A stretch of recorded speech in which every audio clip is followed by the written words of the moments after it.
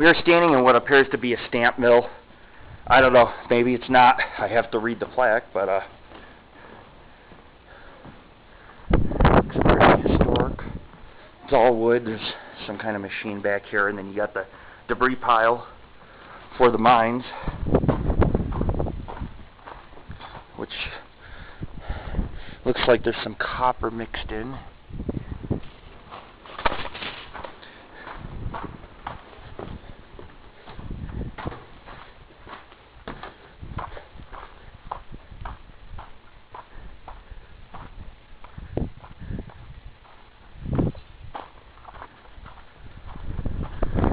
We are standing in Berlin. This was a machine shop.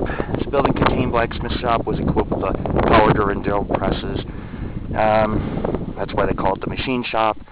And occasionally a passing automobile that broken down was towed to its door, and they restored it into running condition. But amazing place. We're gonna try to explore what we can here. Down here are some old machines. Down below it still is the town site, and of course an old stove.